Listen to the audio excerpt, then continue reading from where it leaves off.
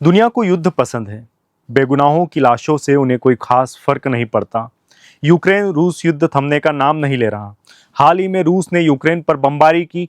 भारत पाकिस्तान का मामला भी अभी शुरू हुआ ही था, लेकिन हम अरब और पश्चिमी देशों जैसे नहीं हैं।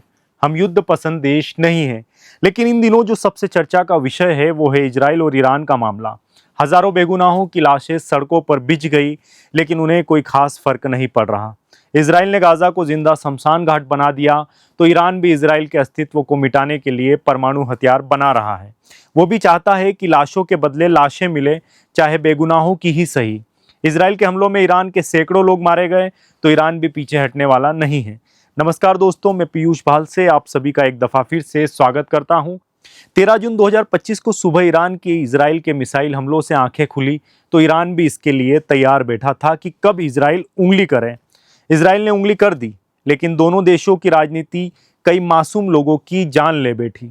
इजराइल नहीं चाहता था कि ईरान परमाणु हथियार तैयार करे। उसे लगता है कि ये उसके अस्तित्व के लिए खतरा है, जो सही भी है, क्योंकि पूर्व में हम देख चुके हैं अरब देशों से घिरा इजराइल हमेशा से इस तरह के खतरों में रहा है। यही कारण है कि वो अपनी रक्षा में किसी भी तरह का समझौता नहीं करना चाहता। लेकिन यहाँ इन बातों का ये कतई मतलब नहीं है कि हम इजराइल को सही ठहरा रहे हैं। इजराइल ने जो गाजा में बेगुनाहों के साथ किया, वो मानवता को शर्मसार करने वाला है।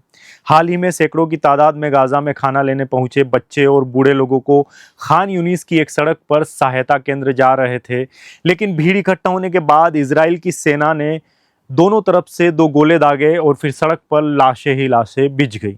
करीब 59 लोगों की इसमें मौत हो गई। इजराइल के ईगो के चलते पहले भी कई हजारों फिलिस्तीनी ऐसे ही मारे जा चुके हैं। इसे आप ऐसे भी समझ सकते हैं कि कुछ सालों पहले तक कश्मीर में भी ऐसे ही पत्थरबाज सेना पर हर दिन हमले करते रहे हैं, लेकिन हम अपनी सीमाओं में रहे, हर मुद्दे को सालों से हल करने की कोशिश करते रहे। इजराइल जैसे कदम नहीं उठाए, न ही कभी उठाएंगे। लेकिन इजराइल में भी बेगुनाह लोग रहते हैं। कई लोग युद्ध नहीं चाहते, लेकिन अरब देशों के चलते हमास और हिजबुल्लाह जैसे आतंकी संगठनों के कारण इजराइल को कई बार मजबूरन ये करना पड़ता है। मैं सोशल मीडिया पर लोगों के रिएक्शन देखता हूं तो मुझे हंसी आती है। लोग नहीं जानते कि ईरान भी कोई दूध से धुला नहीं है। लोग ईरान का समर्थन कर रहे हैं। क्यों कर रहे हैं? इसका कारण शायद मजहबी सहानुभूति हो सकता है, लेकिन ईरान को समर्थन करना आतंकियों को समर्थन करने जैसा भी है। ईरान ने पर्दे के पीछे से हमेशा हमास और हिजबुल्लाह जैसे आतंकी संगठन को आर्थिक मदद दी, वो भी इजराइल से लड़ने के लिए। इजराइल से लड़ने के लिए ईरान ने हथियार तक दिए। क्या आप भूल गए कि कुछ समय पहले पहलगाम के जैसे ही हमास के कई आतंकी इजराइल में घुस आए थे और सैकड़ों बेगुनाहों को मौत के घाट उतार दिया था।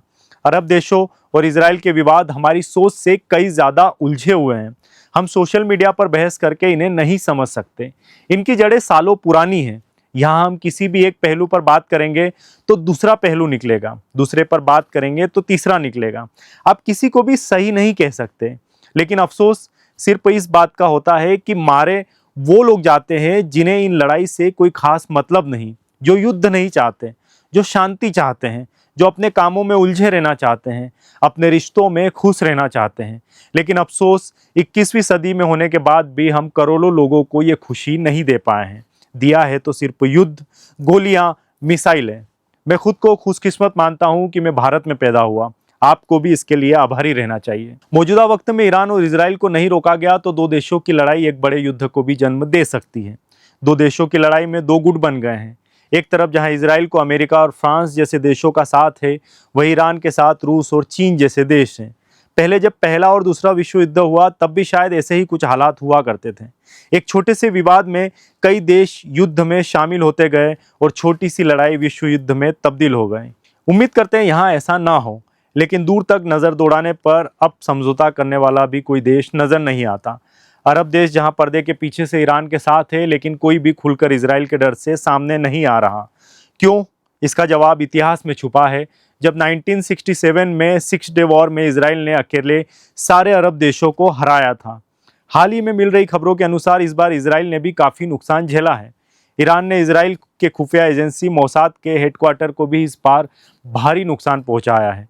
आर्थिक तौर पर यह लड़ाई न सिर्फ ईरान को बल्कि इजराइल को भी काफी पीछे धकेल देगी।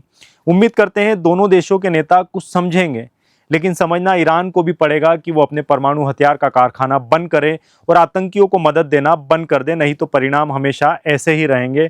और इजराइल को भी ये समझना पड़ेगा कि इंसान की मौत की कीमत हर युद्ध से बड़ी होती है, फिर चाहे वो इंसान गाजा का हो या फिर ईरान का।